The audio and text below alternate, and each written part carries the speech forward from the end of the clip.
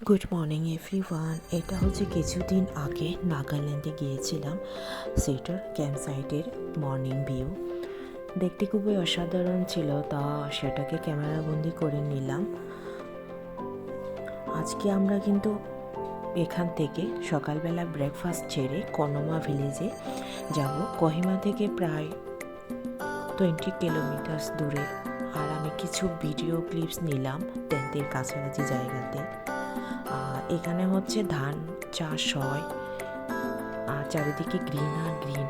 আর চোখে পড়ার মতো ছিল চেরি ব্লসম গাছগুলি। গাছের নিচেই টেন্ট বসানো ছিল, তো আরও একটু অসাধারণ ছিল। তো আমরা রওনা দিলাম কনোমা ভিলেজের উদ্দেশ্যে। ভারতবর্ষের আনাচে কানাচে ছড়িয়ে রয়েছে হাজারো বিস্ময়। আর গন্তব্য যদি উত্তর পূর্ব ভারত হয় তবে তো আর হতেই হবে উত্তর পূর্ব ভারতের এমন এক রাজ্য নাগাল্যান্ড, যেখানে নাগাল্যান্ডের কনোমা ভিলেজে আমরা দেখতে দেখতে আমরা পৌঁছে গেলাম।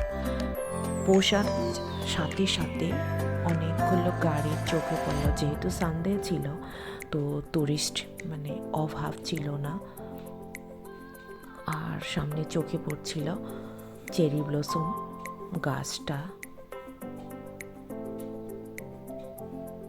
আর অনেক টুরিস্ট ছিল, যেটাকে আমরা গ্রিন ভিলেজও বলি। আর এই চেরি ব্লসম গাছটাকে ভিডিও না করে পারলাম না।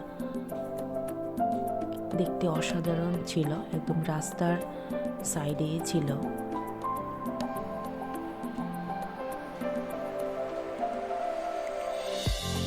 আর একদম পিঙ্ক করে ফুটে রয়েছে চেরি ব্লসম ফুলগুলি। আর আমিও এখানে কিছু ভিডিও নিয়েছিলাম।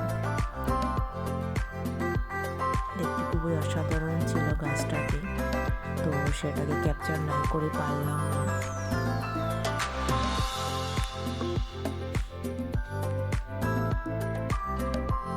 তারপরেই আমরা কনোমা ভিলেজে ওখানে যাব। এটা কনোমা ভিলেজের এখানে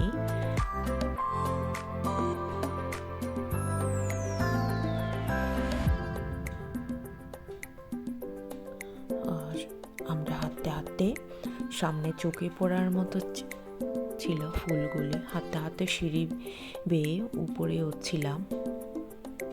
আর এত সুন্দর ফুল ছিল, সেটা একদম চোখে পড়ার মতো। আর চারিদিকে গ্রিন আর গ্রিন, হলুদ হলুদ করে ফুল ফুটে রয়েছে, যেটাকে অনেকটা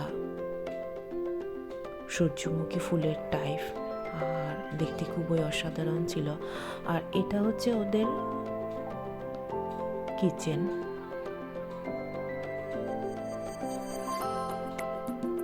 সারা গ্রামে ফুল আর ফুল, এত গ্রিন। আর এখানে আমাদের গাইড ডেসক্রাইব করছে। সো বন্ধুরা, তোমাদের যদি আমার এই ব্লগটা ভালো লেগে থাকে অবশ্যই একটা লাইক, কমেন্ট এবং সাবস্ক্রাইব করবে। আজ আমার ব্লগ এই পর্যন্ত। সবাই ভালো থেকো, সুস্থ থেকো, আর সবাইকে ভালো রেখো। Thank you.